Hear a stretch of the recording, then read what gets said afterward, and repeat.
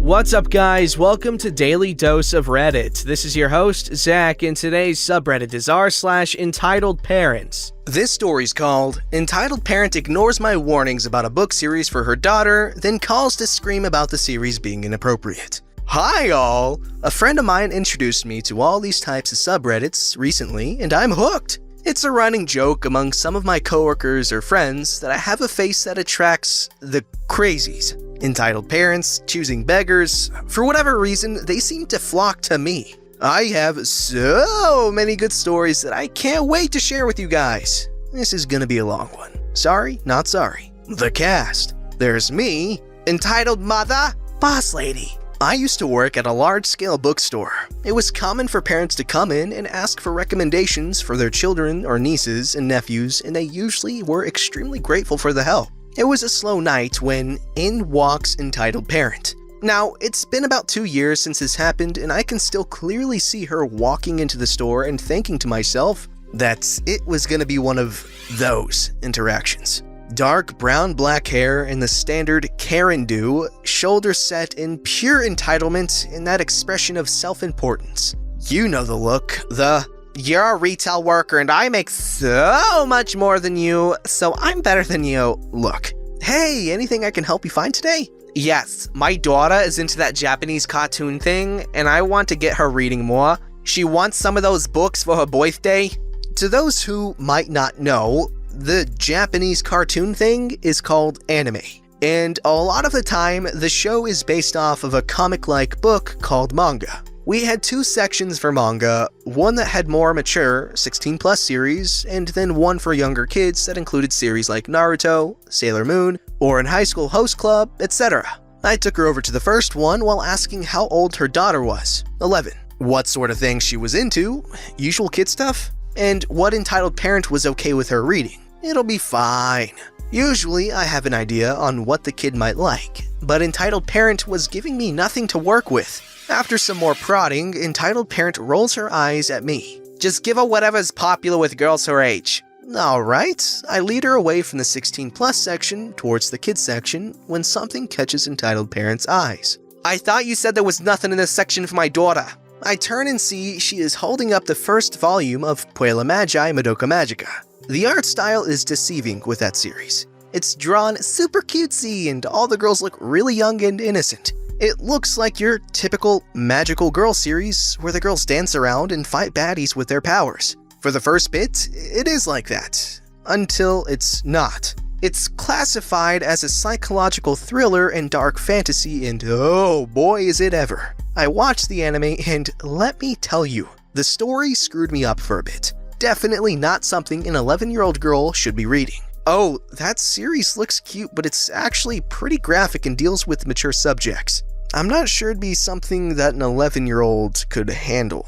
Entitled Parent begins flipping through the book. Manga is set up differently than your average book. It's basically backwards. So, what Entitled Parent thought was the end of the first volume was actually just the beginning. You obviously don't know what you're talking about. It looks fine. No, I've watched the series. The beginning is purposefully like that. There's a lot of messed up things in that series that I don't think would be suitable for a girl your daughter's age. We're allowed to say this to customers, by the way. Usually, when we tell parents about the contents in a book, they either thank us for letting them know and not get the book, or they say that they're fine with their kids reading it. Got another story like that about Stephen King and a 7-year-old. Why are you trying so hard to stop me from buying this? Books are going out of business. No, they aren't, but okay, lady. And you need my sales.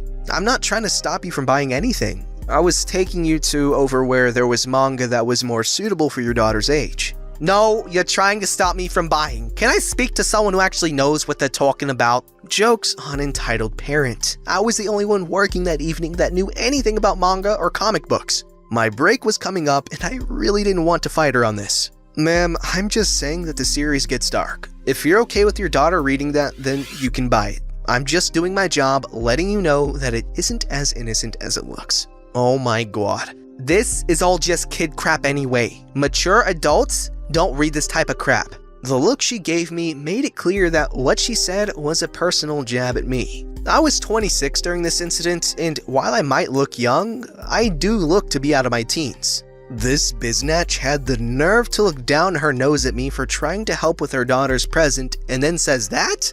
Oh hell no! I felt the malicious compliance start to bubble within. If you're okay with her reading it, then I'm not stopping you from buying it. If that's what you think she'll like. Entitled Parent huffs, then proceeds to buy the entire series for her daughter. I'm free from her and go up on my break, telling Boss Lady about the Entitled Parent, and we laugh about it. I finish my shift and go home. My next shift, Boss Lady finds me and tells me that the next day they got a call from Entitled Parent screaming at the poor person who answered the phone that her precious baby began crying when her favorite character died in an extremely violent way, and that it was that stupid girl working who convinced Entitled Parent that the series was perfectly fine for her 11-year-old daughter. Boss Lady tells the lady that she can return the books if she wants, but reminds her that I tried many times to say that it wasn't appropriate for her daughter. Entitled Parent gets all huffy, says that she will tell everyone she knows how horrible we are, and that she will make an already dying store dead. Boss Lady and I had a good laugh and went down to help the cashiers as the line was wrapping around the store. Wow, that's a pretty good story. Yes, books are not dead. Lots of people still read. And yes, you should really listen to people when they're trying to warn you about something that you're going to give your kids. I don't understand how in the world she thought, oh yes, I don't even know what this is called, but this person who knows it by name and has literally told me things about it must not know anything about it at all. Yeah, her kid's traumatized now. This story's called Springtime Festival Always Brings Out the Best in Entitled Parents. Yesterday, we had a springtime festival hosted by my grandmother's school. It was a small thing, with only about 100 people showing up. But this was a concentrated mess of entitled parents. An amalgamation of all the 7 deadly sins. Lust, gluttony, greed, sloth, wrath, envy, and pride.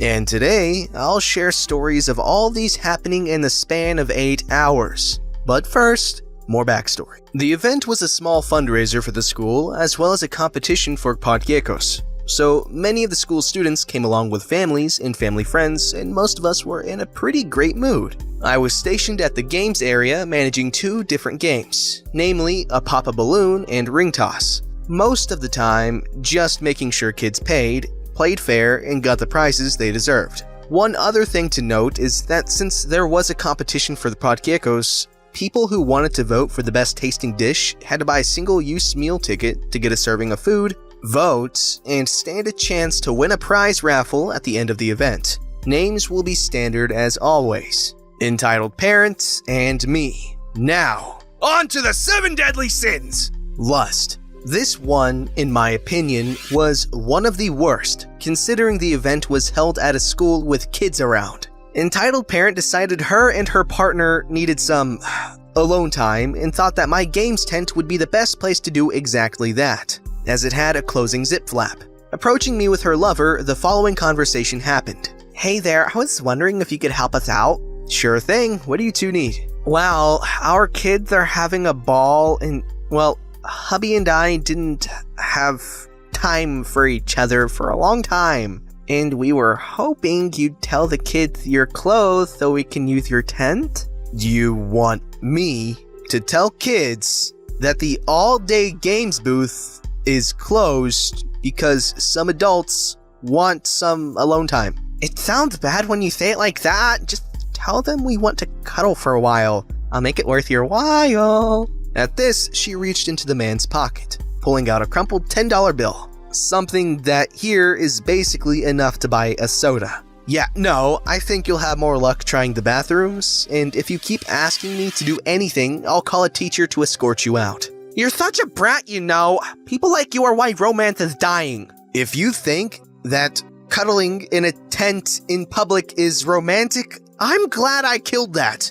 Entitled Parent turned and walked away with a huff. Strangely enough, the guy was looking at me with a very sad, help me expression. Gluttony. Once it was about 1 in the afternoon, an announcement was made that the games and entertainment would be temporarily closed, to allow everyone to head over to the food stalls of the festival and get some food. Everyone seemed to be in good spirits, and the smells were really great. And this attracted people from across the street to attend the festivals as well. everyone taking their portions of food from the chefs they deemed looked like first prize material. And, as always, entitled parent had to make sure he got everything, even if that meant nobody got anything. He was a heavyset man, thundering his way past other people, and I'm pretty sure his gut knocked over a kid in the process. He brought his own plate, and it was more akin to a cake pan than a plate, heaping up a large portion of rice, as well as macaroni and 5 pieces of cornbread.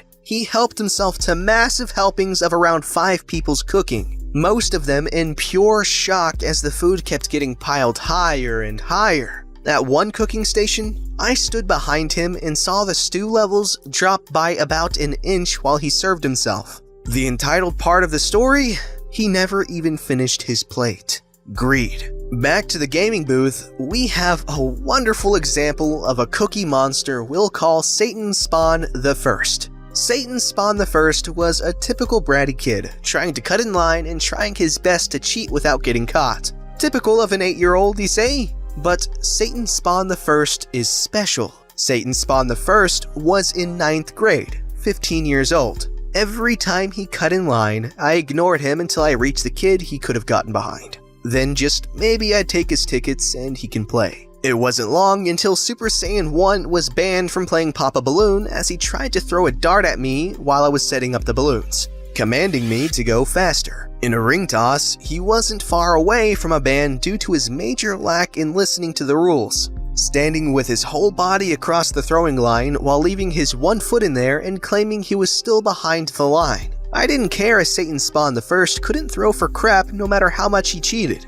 The last time, however, as he was waiting his turn, outside the line of course, one of the smaller kids managed to pop 5 balloons consecutively, winning him the best prize. A Nerf Elite Infinite gun sponsored by a toy store, as the school was a longtime advertiser of the store. Satan Spawn the First threw a fit, basically screeching as he tore the gun from the small kid, maybe about 8 years old at the time, and started running away. Thankfully, one of the older kids managed to trip him and we got the gun back, calling his parents, to which the following occurred. "Why is my son crying? What did you do to him?" I explained the situation to her and told her that, due to his behavior, he was not allowed near the games booth again. "But what if he really wanted that toy? Why didn't you give it to him?" "Miss, another kid has already won it fair and square. If your son wanted it so badly, he should have played better at the games." "Well, why don't you give my son that gun and the other kid could have this?" She points to an RC car in the second place prize pool, kneeling down to the kid to try and convince him he wants the car instead. He wasn't taking the bait. Entitled parent got upset and tried to threaten the boy with getting him into trouble with his parents, and he just darts out of her clutches into the crowd. "That boy stole our gun! Are you not gonna call someone to get it from him?"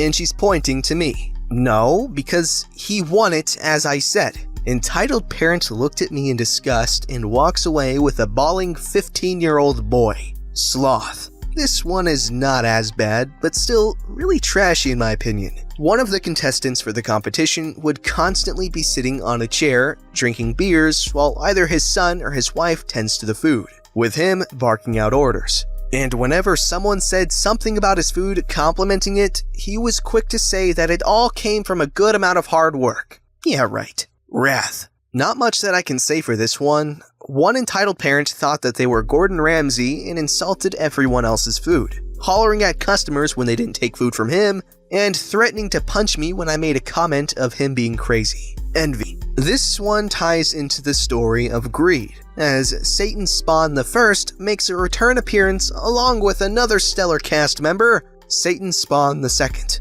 Since Satan Spawn the First was banned from the games booth following his Nerf meltdown, he resorted to using his little brother to get his new sought-after prize, a Nerf Elite Firestrike pistol. The only kink in his plan was his brother didn't fare any better, and he soon called his mom again to mediate a deal. "How much for that toy gun?" 5 points with the balloon pop and 3 rings tossed on the center pole. But your son won't be winning it as he isn't allowed to play anymore. "No, I mean, how much can I buy it for with cash?" I think about $10,000 might do the trick. This was purposefully an exaggeration as the gun cost around $400 here. "What? You can't be serious! What else do you want for that gun?" 5 points at the balloons, 3 rings on the center pole. But you said my son can't play! Sorry, miss. He should have thought about what he did before he tried stealing another kid's prize. After this tirade, entitled parent and both Satan's spawns walked a short distance away as all of them glared at the kids slowly but surely pecking away at the larger prizes,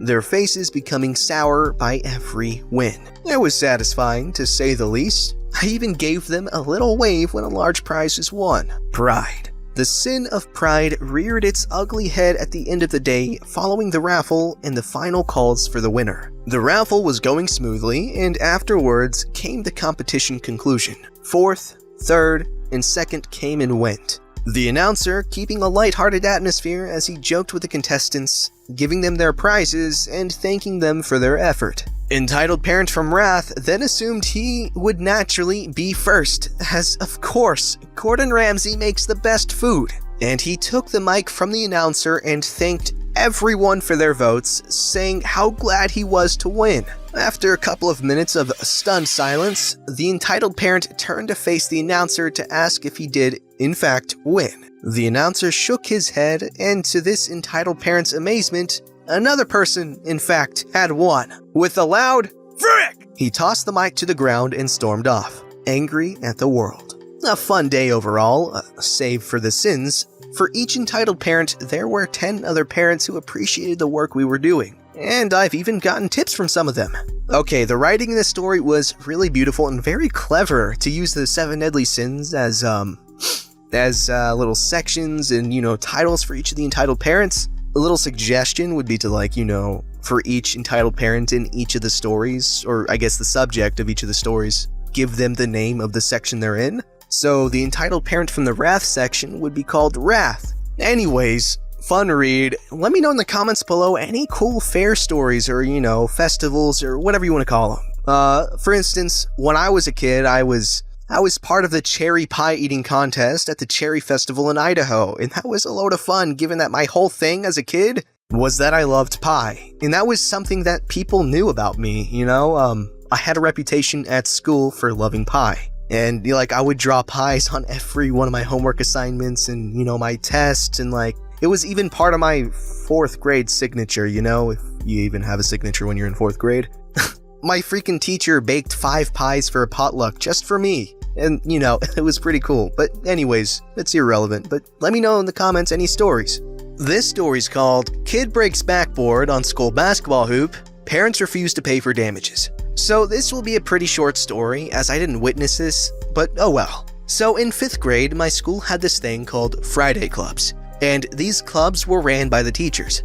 Basically, every Friday, we'd get out of class early to go do random crap. One of these clubs was a basketball club led by Mr. Math. He was my math teacher, and one person in this club was Tim, obviously not his real name, and he was the biggest feminine hygiene product in the entire school. So, one day, the basketball club was out on the blacktop playing knockout. Tim ends up getting out, so since he has a temper as short as Danny DeVito, he throws a rock at the hoop they weren't using, shattering it. Word got around the school pretty fast, and I knew this would happen at some point, as I've seen this guy's mom. Karen haircuts, on her phone a crap ton, upper to upper middle class mom, you get the picture. Basically, after his parents hear about this, they refuse to pay the damages of the backboard. No one will upvote this, but I don't really care, just wanted to share. Boy, were you wrong, Mr. 600 plus upvotes. That's screwed up though. Schools' budgets are usually stretched thin as is, and if you can afford it, which they apparently can if the dude's description was correct, they should pay the damages, no questions asked. That's screwed up. Plus, by not paying for the damages, you're enabling your kid to be a jerkwad even more. I think you should pay for it, up front, and then make your kid pay you back by doing work and all that crap. Teach him discipline through manual labor. Don't forget to like, subscribe, and hit that bell to never miss an episode.